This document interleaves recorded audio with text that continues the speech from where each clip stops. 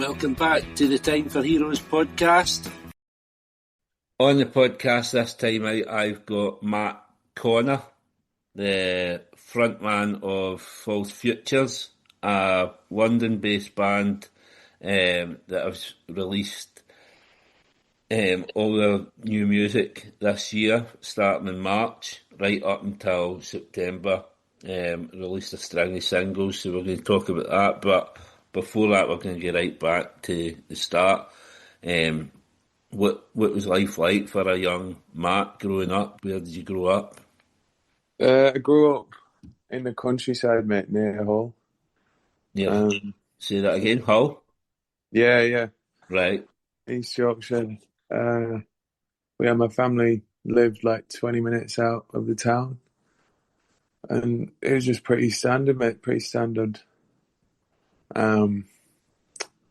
Normal nuclear family environment. Mm-hmm. There's fuck all to do in the village, and there weren't many. There's only 10 kids in my class, and so I only really had like 2 friends until I was like 11 or something.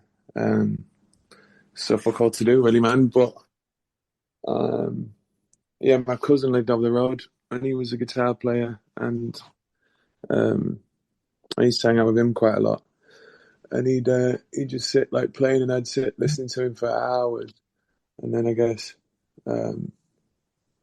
shortly after that, I went round to one of my mates' houses, and his older brother just got a guitar, and he was like teaching me, the basics, like Smoke on the Water and shit like that. Mm-hmm. And then I obviously, begged my parents for one, and then got one, and then that was it really, man. I used to play outside prior to that, and then once I got this guitar, just never really left the house, mate, and was just chipping away on that, trying to learn the fucker. And my cousin started teaching me. It's kind of most all I remember, mate. That and just mucking about in fields prior to that. There's just so little to do around there. Do you think that kind of like fast forwarding now then, does that kind of shape your kind of musical career? Do you use those experiences in your writing?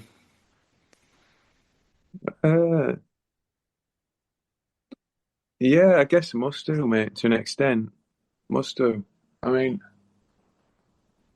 I guess a lot of the songs we've been releasing so far have kind of been about experiences that have happened in London, really, mate, over the last couple of years. Since we came here, just kind of coming of age in the city and trying to figure out where my place is here. But I definitely think about it in times, and I certainly like in terms of the words that I use, and like in the songs, I chuck in phrases that like family members might have said growing up that felt like important, or that I've kind of grew up with. So yeah, maybe from like a language point of view more than like the experiences that I had then. I mean, yeah, more in that sense of thing.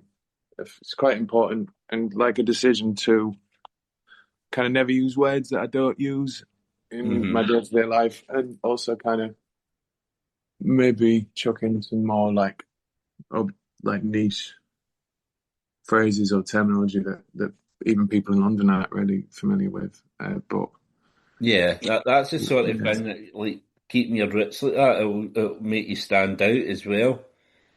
Hopefully, man. So obviously when you picked up the guitar, like the next kind of question would be like ambitions and influences. So see, once you picked up the guitar, was that? Yeah, kind of, mate. That was kind of the there was nothing else really that after that, man. Like prior to that, I played sport, like I played basketball, I played rugby, was kind of into other things, but then once I started playing the guitar, and you kind of get immediate gratification when you're in those early years of playing. And I just fucked it all off, fucked everything else off, and just kind of locked in with this guitar, man, and like didn't really do anything else other than that. Kind of didn't really see any other path. Do you know what I mean? Mm-hmm. Any other thing to do that excited me quite as much. So yeah, quit the sport, hung up the rugby boots, and that was it, really, man. And Yeah. then It's yeah, never really. a guitar's a lot cooler than a rugby ball, isn't it? Wow, it's cool, man. Yeah. Um, Yeah, I suppose it is, man. Influences wise, then, like what sort of music were you into? Obviously, you mentioned like learning Smoke on the Water, but what sort Yeah. of bands were you into at that time?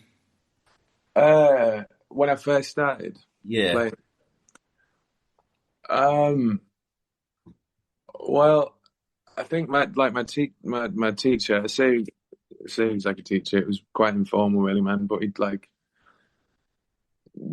give me music and like give me like chord sheets and teach me how to read tab and stuff. But specifically, I remember him introducing me to Nevermind and also the first Oasis album. So I guess he's like, I don't know, he's quite a bit older than me, maybe 15 years older than me, and so he was coming of age, I guess, when those albums come out, and obviously they're simple, songs. So I think he thought that was a good starting point for me on the guitar.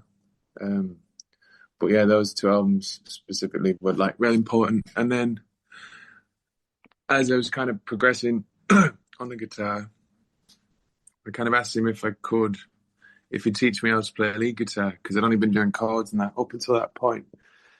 And he was like, "Well, yeah, we'll have a go." Um, and then he introduced me to Hendrix, and obviously a lot of that's the lead parts are just kind of pentatonic based, so it's kind of hmm like a relatively easy starting point to to start with lead, and then yeah, he taught me how to play Hey Joe, and that was it, mate. I was just fully in love with Hendrix. So I can't remember what the Hendrix record is called actually, the one with like Foxy Lady on and like oh yeah. I'm not sure either. I mean, I just know a Hendrix song when I hear it, but I'm not familiar with yeah, albums the and stuff. record. And it's funny because one of my pals, his band growing up, they played the local pub, and like they had their own material, but I can mind they done a cover of um, "Hey Joe," but at the time I didn't know it was a cover. I thought it was their song, and I was like, Wow. "This is the fucking greatest song ever." This is going to send them stratospheric. It was a couple of months later I realised it was Jimi Hendrix. Well, that's good though. At least you can then go listen to it and enjoy it. Yeah, It's an I, incredible I song. mean, Isn't it?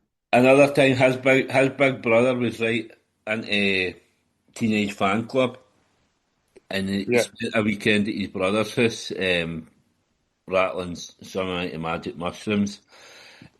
He came back and he's like, I got all these songs. He thought he'd wrote all these songs and they were actually all Teenage Fan Club songs that he must have kind of seeped into his fucking head when he was out his nut. And he'd wrote all these songs. Put No. them to his big brother. He's like, listen to him. And he's like, no, that's basically the Teenage Fan Club album that you've What? just. Aye, And he fully he thought thought he'd that. wrote them, but he just obviously copied them in his head. How fucking devastating is that? You'd be gutted, mate. But I That so is. I mean, like their records, obviously Nirvana and Oasis, they debut records, they still stand the test of time now.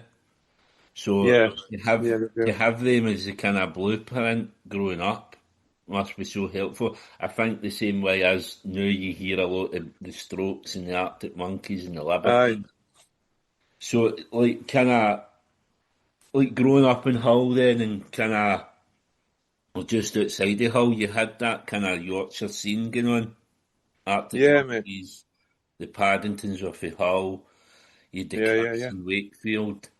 Um, so were you into any of that sort of stuff? Yeah. Very much so, mate. I suppose. Um, I kind of. It was kind of like that had kind of passed. I suppose not past. It was still very much ongoing. Do you know that kind of like indie explosion around then? Um, yeah, I was kind of like 7 or 8 years after that, but it was still very much Hmm ongoing. Do you know what I mean? This would have been in like what 2010? No, 2011. Yeah, around then when I first started going out in Hull. We Mm-hmm. actually used to go to like an indie club night called Time Pharaohs. And it was put Right. on by a fella called Andy Oyo, mate. And we just used to go there and like, it was all that, mate. The Cribs, the Strokes, Arctic Monkeys, the Libs, Kasabian, all these bands, man. And that was like a really inspiring time because, I don't know, I suppose that was when I first started writing songs as well. So I was writing songs and it started going out and it was like a wicked time actually to be in Hull, man. And yeah, we had a lot of good times. And I suppose, yeah, just been exposed to these new things like booze and music and cigs and like whatever else that came, what that comes about when you're like, I don't know, 15 or whatever. Yeah, So, like, initial steps then into music was like obviously False Futures formed in 2023. Is that correct? yeah, So I'm yeah, guessing that there was like bands prior to that. yeah. So, Always kind of been in bands, really, man. so what sort Yeah. of bands are you in? Is there any that sprang it? Any that what? Any that sprang it? Any that I might have heard of? Oh, I doubt it, man. No, maybe, no. So my first band was when I was like, yeah, 14, 15. Was called The Tenants, and we're very much um, just like indie guitar, like rock and roll band. Very much inspired by that time period that you just mentioned, mate. Mm-hmm. Um, and then I kind of moved to London and was like writing my own songs, but hadn't. I didn't know anyone, mate, because it takes a while to settle in London, and Yeah, it find must be like daunting for like growing up kind of it's like in the countryside to then be thrust into a big city. yeah, it was, mate, and just kind of knowing how to. I kind of used uni as my financial ticket to get here, like, but Hmm. went to fucking law school because I think my parents were game for me to do that, and like, no one in the family had ever been to uni before, and my parents, as encouraging as they are about me playing music and that being like a thing, they're always kind of like, you know, uh, make sure you kind of figure something else out. Do you know what I mean? Hmm. So ended up fucking doing law for a year, and obviously didn't meet any musicians or even any like normal people, man. So fucked that off, and then went to Goldsmiths purely to try and find more interesting people, man, and more people that actually love music, Because we had this band of Tenants, and then I was in another band called Need, um, which we only released a couple of tunes, but that was me, my mate Windy, and Conor Murray, who was the drummer from Bedroom. I don't know if you know them guys. From who? They're Ed? called Bedroom. They're from Hull as well. Right. No, Yeah, I've good not band, heard lads. of it. I'll Yeah, have check to them out. check it. So see like that band Need that you said is there any stuff online? Is there any music out there? I don't know. I'll have to have a look, mate. I'll send you some I'll have a links if wee there delve a is. bit later. Aye. Yeah, I don't know if there is, but that was kind of like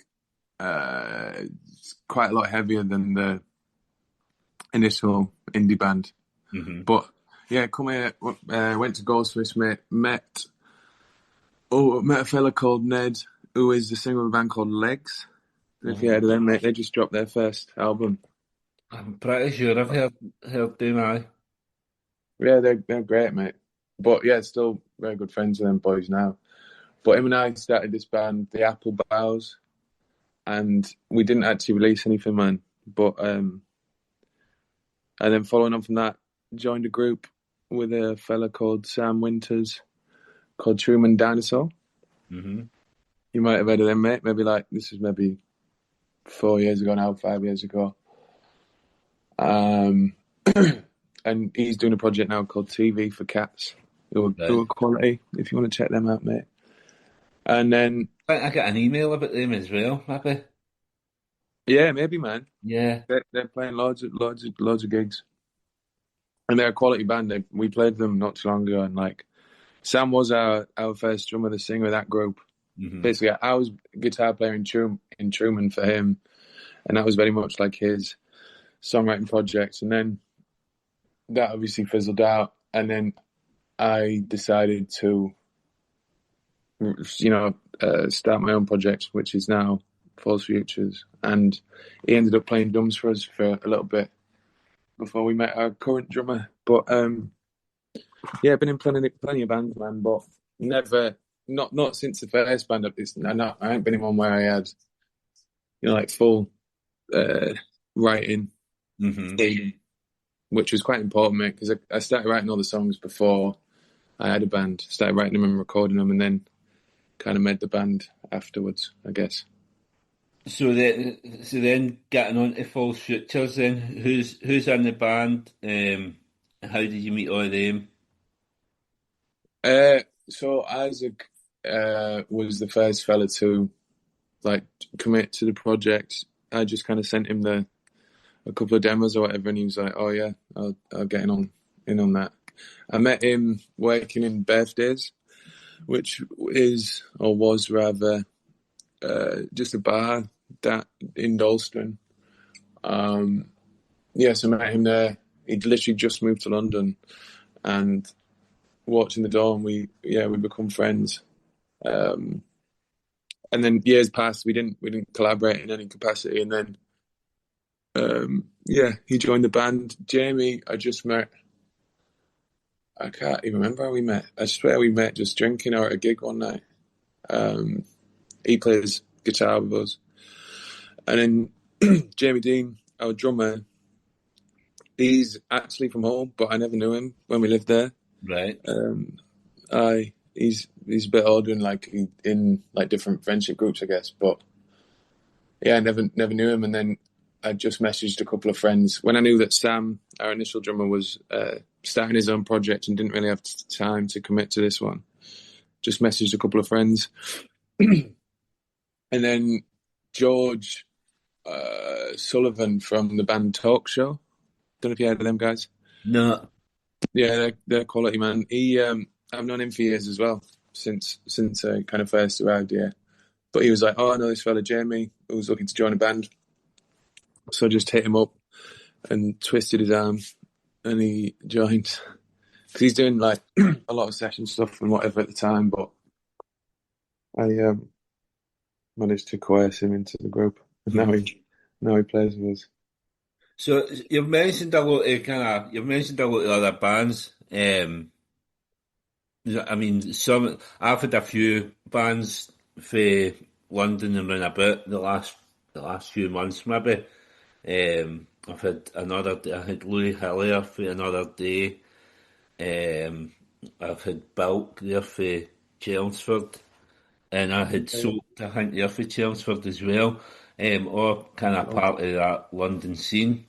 Um, I think there's another band in Molotovs keep coming up as well. Okay. Yeah.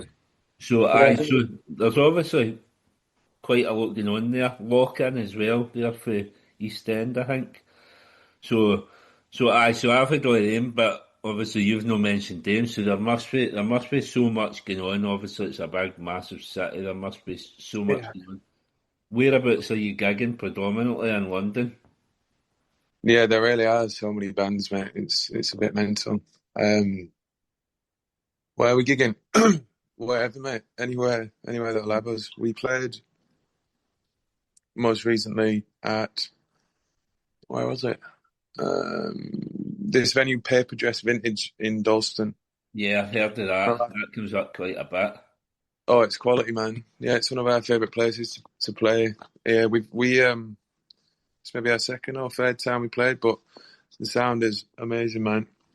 And it's just a really good space. The people that put on the gigs there, like promoters aside, the people that actually run the gaff, Hmm. really like invested in the people that play there and do all they can to make it a good time. And it always is a good time. Um, And as soon as the show finishes, it goes into like a club night, and it's just the wheels come off every time. Yeah. Yeah, I played there. Played the Victoria loads, Seabright, Old Blue, Windmill. Where else is good? Yeah, I mean, they're all iconic venues. Like Seabright Arms comes up quite a lot. And like that band I was talking about another day, they play there quite a bit. But obviously Yeah, that's kind of, I know that for the Libertines. I think the Libertines played there at some point back in the day. So yeah. that's how it stands out for me. So Yeah, they definitely did.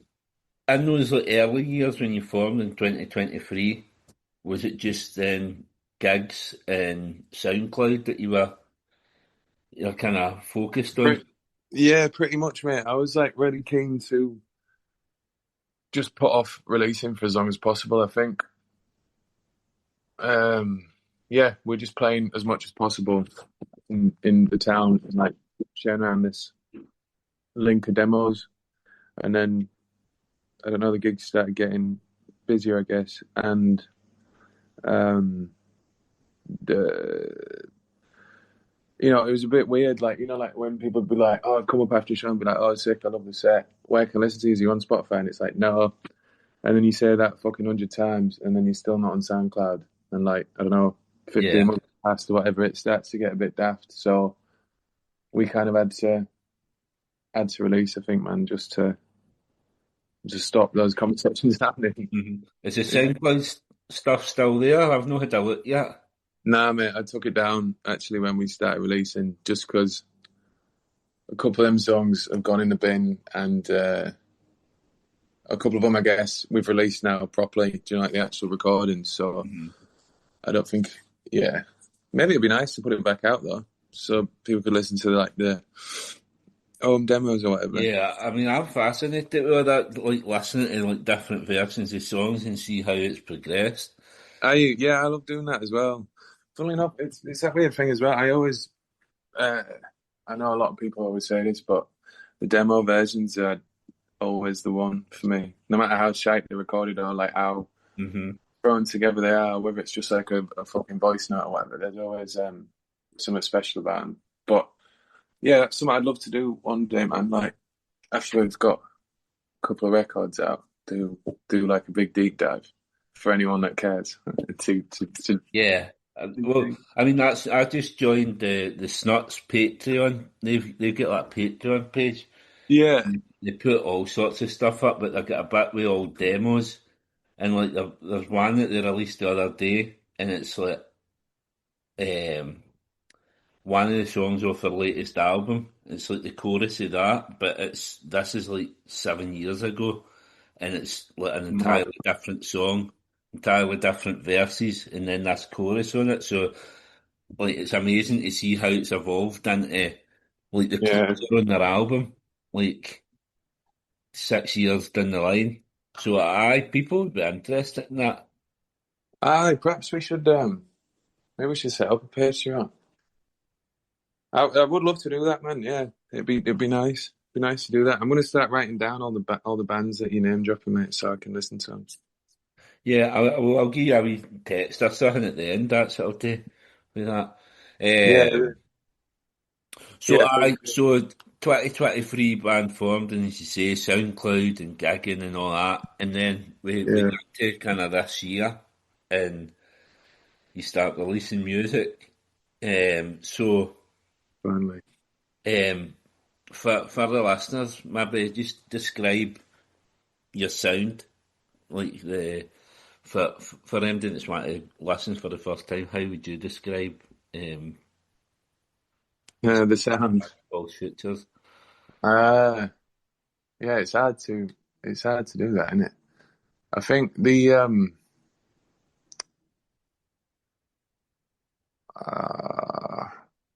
I don't know.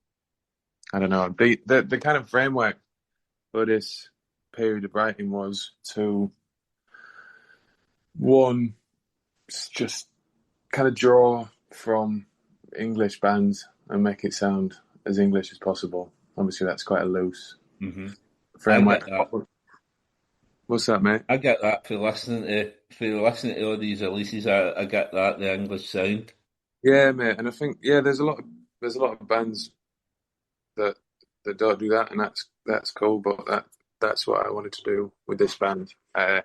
So drew from or ripped off, however you want to articulate it. A lot of English references, mate. Mm-hmm. But kind of wanted to do something that sounded like a bit 90s inspired. Obviously, I guess given them two albums that I mentioned earlier, obviously Nevermind is from an American band, but yeah, tried to do something very simple. So the idea was, because I did basically in the time that I was in the other bands, I did make two other albums that I recorded. So one I recorded in my sister's gaff in during COVID.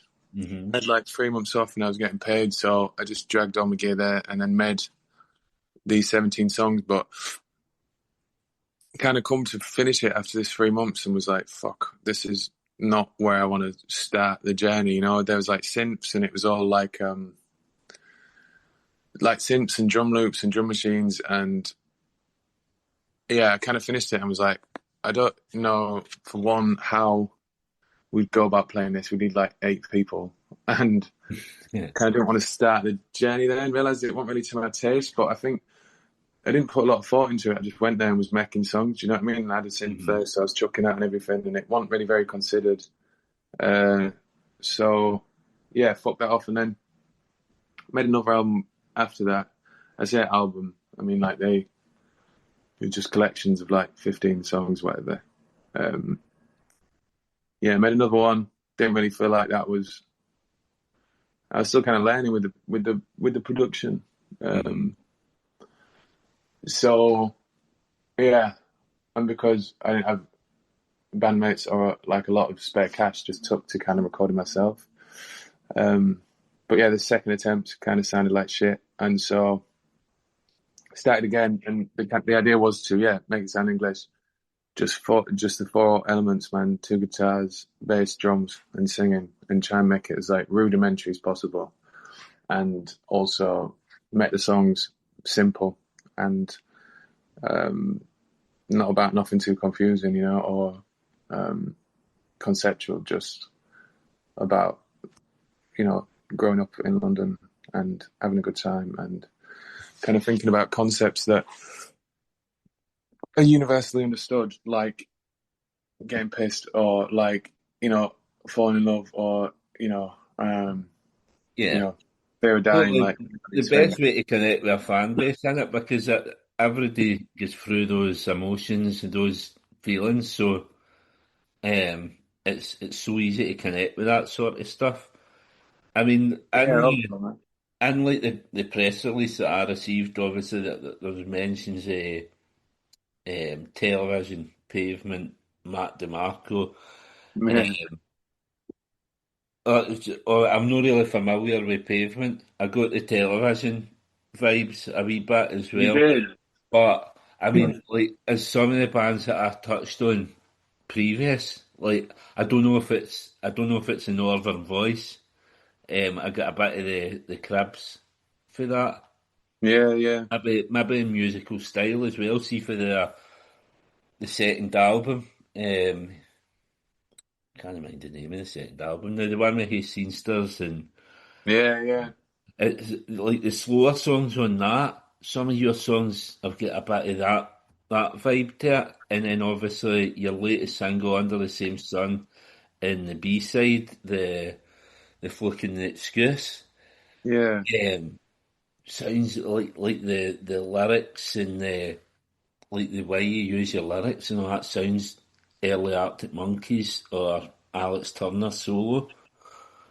Yeah, man, he's been a big influence. That's I think a lot of people would be scared to admit that, but everyone my age has been inspired by him. There's no denying that, I think. See, can you mind his EP released? Was it Stuck on the Puzzle? Yeah. Yeah, so that's that.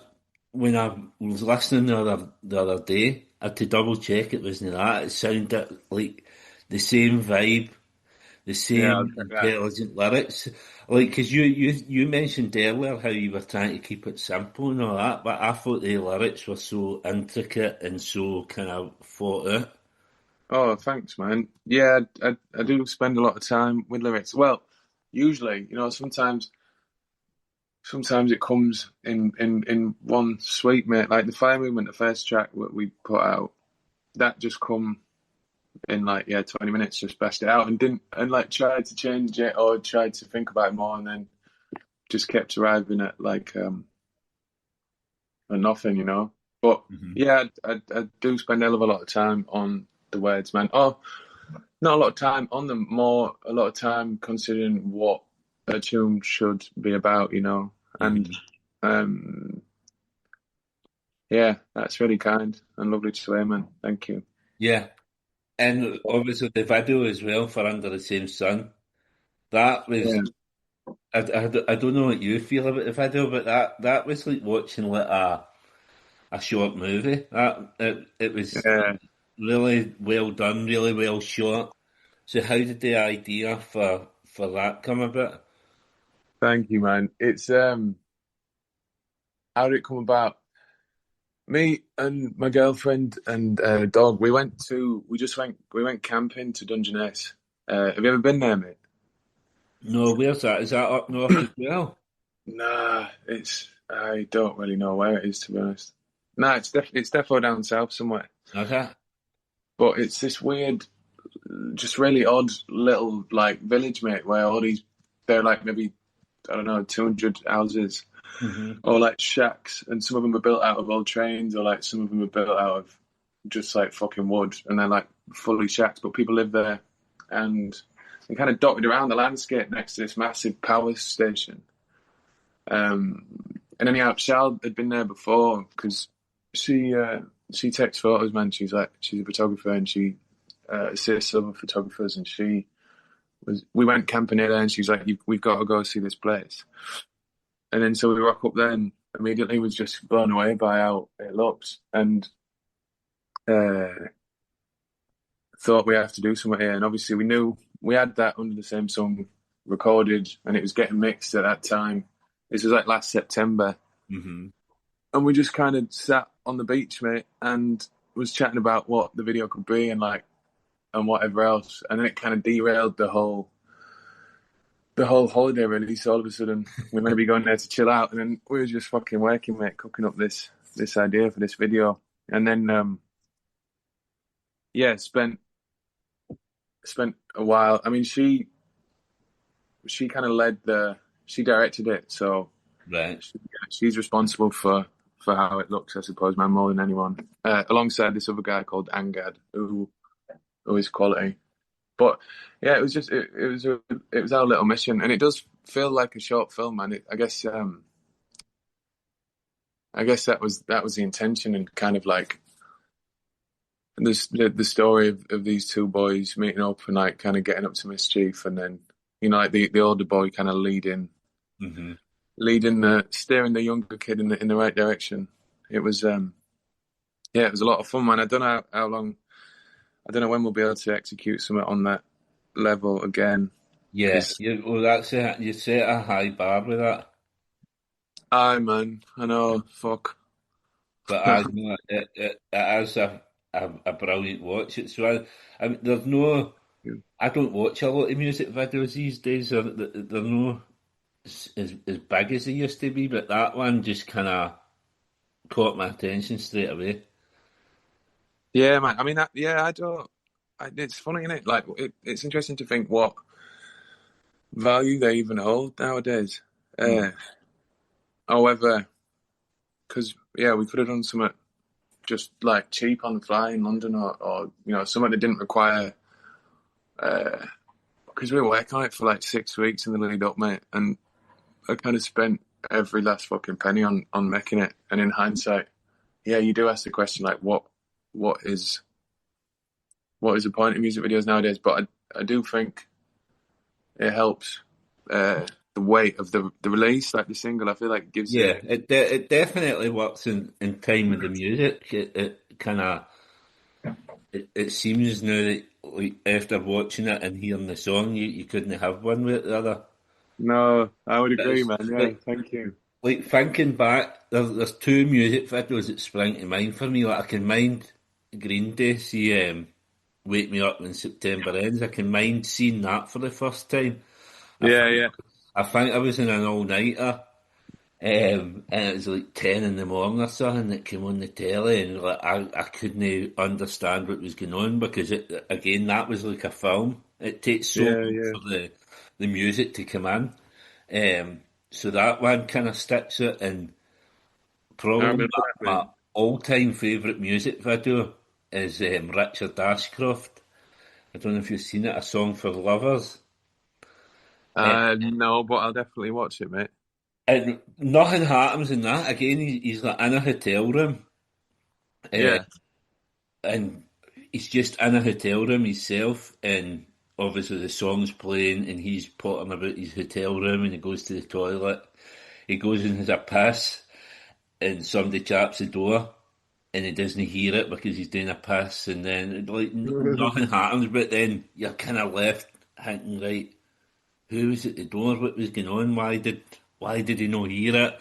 Is it somebody coming to kill him or something? I don't know. It's honestly, I watch that back maybe every 2 or 3 months. Just there's something about it the way it's shot, I and can't wait to see that, man. Yeah. I I I go and have a look. But definitely will, man. and I obviously all that's going on, and then you went on tour in support of that kind of that single coming out. Yeah, August and September, you've done 5 dates across the country. I've seen you played Nice and Sleazy's in Glasgow. yeah. So what was it like kind of getting out with kind of London? What was the It, kind of the temperature of the fan base around about the country? really good, man. Yeah, it was. It was obviously only a short run of dates, but yeah, our first little tour, and it was good. I think it was really well received outside London, to be honest. Um, Obviously, I don't know. You hear a lot of London accents in London, and not as many northern ones. And I think, yeah, people outside of London were really receptive to it, man. And it was just wicked to go. I've never been to Liverpool, Manchester, or Glasgow in my life. Hmm. So to go and to play music there, man, was just, yeah, such a joy. Glasgow was a particular highlight. It was such a Yeah, wicked time. Sleazy's a good venue. I've been managing a band for a bit, just stopped in the last few months, but I can mind us playing at Sleazy's, man. It's a cracking venue. Fucking amazing venue, mate. Yeah, the sound is amazing. And, like, yeah, people, amazing. Really, really, really, really good place. And what band were you managing? The High Flats, I'll send you them. They're still going. They've just released I think they released a single last month or something.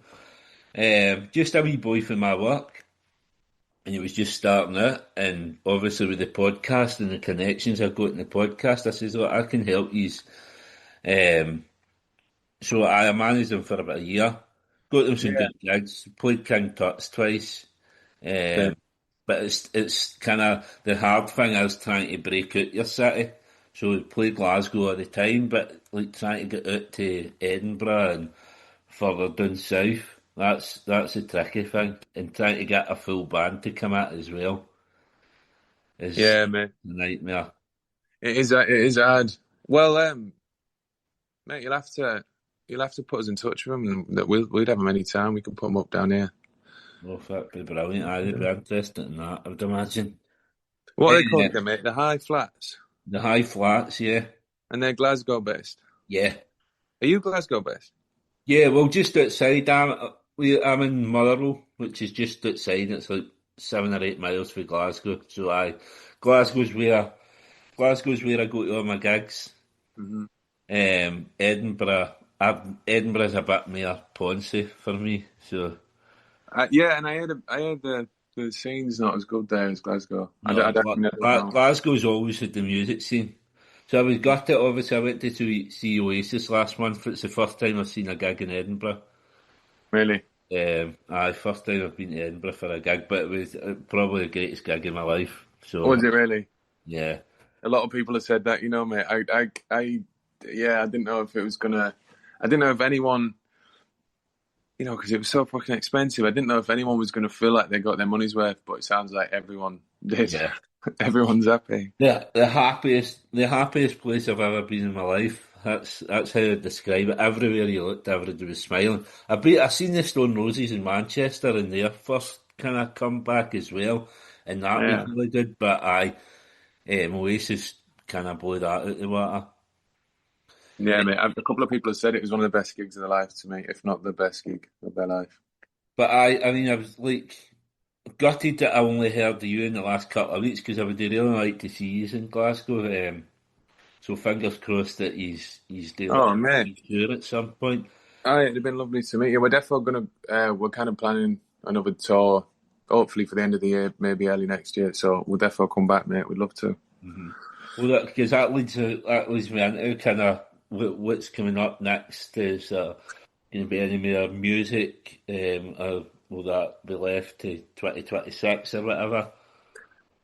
Well, yeah, TBC, really, man. We had intended to release another two singles this year, um, but now it's looking like maybe we'll just release one, the first as like the first single release from this EP we're working on. Like we ain't started recording it yet, but are going to be starting in the next couple of weeks, and then I guess the plan is to drop this EP maybe like April time next year. Hmm. Just to give us a bit of time to, I don't know, record it, mix it, master it, get the videos done. But yeah, one of the tracks we've got recorded, I'll have to pop you that over, mate, or maybe two of them. It's all kind of up in the air, man. I can't really decide which. And I've been, writing new songs and stuff. So, um, it's a bit up in the air. But I expect we'll do one more single this year, or perhaps in January, and then drop this EP in April, I think. And then I want to get on with an album, man. We had a lot Brilliant. of songs, I yeah. always I love it when kind of the bands like yourself kind of at the starting point and you're keen to get on the album. So no, I love that. So keen, man. Albums always been my favourite format. I do like EPs, but getting like a full bunch of songs in a wax, the dog's bollocks. I totally agree, mate. And it's truthfully, for better or for worse, uh, I've been advised. Because to be fair, I wouldn't have, if I had it my way, I would have released. I wouldn't have done no singles from the off. I'd have just dropped this album because, as I say, it was like it was. We did like 21 tracks, and of that, I intended to choose 12 and chuck 12 out. And I think it would have made more sense presenting the songs as, like as an album as opposed to singles, because I think Hmm. the breadth of the sound of these initial recordings would have felt more cohesive and made more sense in the context of a 12-song album. Hmm. But yeah, it's can't really work that way, unfortunately. And yeah, so the songs from that recording time in 2023, what I thought was our first record, I think we're going to condense and do maybe like a 7-track EP, and then chuck some B-sides out as well with the singles from the EP. So all of that first record stuff will come out, but it's going to be in the form of an EP, I suppose, now, as opposed to an album. And then, whatever songs I got knocking around for what I thought was going to be the second record is just going to be the first now, man, I think. Yeah. But, Yeah, that sounds good, man. But if you get any chatting about it, send it my way. I'll have a listen, man. As I say, I'm right into to hearing the early stuff and all that. oh, mate, I definitely will. I'd love to share them with you, man. It'd be interesting to see what you think of them. Hmm. Yeah, Yeah, totally, man. I'm happy to do that and give you my opinion. that'd Uh, be lovely, man. I'm going to try to finish a couple of couple of new ones this afternoon and tomorrow, mate. So I'll maybe drop you an email Thursday or something. Brilliant. So obviously, the last part of the podcast, obviously, it's good time for heroes. Yeah. I asked my guest to pick 4 heroes to come for dinner. Why are they your heroes, and what would you cook for them? They can be dead or alive. They can be any aspect of life you want: musicians, sports, TV, family, whoever you like. But 4 heroes. Why are your heroes, and what would you cook for them? Yeah, it's tricky, this, isn't it? Because obviously, if you're having a party, you want it to be a good time. So I'd probably, more so than musical influence, would choose them based on my assumption that they're going to be good fun. Mm-hmm. But I'd therefore be inviting Amy Winehouse because I Brilliant. think she's just the greatest of all time, isn't she? And I think she'd just be good crack, and she certainly knows how to drink, so she'd be a good laugh. Yeah, she's just a massive inspiration, man. Timeless music. Yeah. And the thing about her, she just did what she wanted, danced to the beat of her own drum. Aye. Yeah, totally get that. And I think very rarely picked on the podcast as well. Maybe only picked once before, if that. You're joking? Yeah, I mean, it's obviously Mad. I'm nearly close to 150 episodes in, and I know, mate. I've been trying to get through them. There's and fucking loads. and that's the thing is you kind of get through the guests have been getting more varied. Obviously, as I says to you, like I talked to Tom before you. I think the 4 that he picked, all 4 had never been picked. No Um, way. but Who did he obviously, pick? usually the stock answers John Lennon or David Bowie. So, Yeah, so I Amy Winehouse a cracking first pick. yeah, mate. Should be good fucking fun. And then I'd have another good drinker, mate. Who's good fun. I'd probably have Liam Gallagher, mate, because he'd be good chat and yeah, knows how to put it away, doesn't he? Yeah, I'd definitely have him. And I feel like they'd be good That the chat together, wouldn't Carnage right away with it too. And again, I probably again like Liam and Nolan they picked that often. If I had my preference, it would always be Liam. he? He's just a bit more funny, isn't he? Yeah, He's just more fun. From what I can gather. I mean, I'd have either if they were willing to come to South Bermondsey, but yeah, I think they'd be good fun together, wouldn't they? hmm Who else, man? Do you know what? Me and my girlfriend recently have been rewatching. I guess because he recently passed, but we've been watching the Osbournes uh-huh. loads. And I was into Sabbath as a kid. My dad was like into Sabbath and kind of like the heavier rock bands of his time. But I'd probably have Ozzy over if he was game, just because he's just to watch him, mate. Just because he's fucking hilarious. And also knows how to have a little knees up. Yeah, that is wild.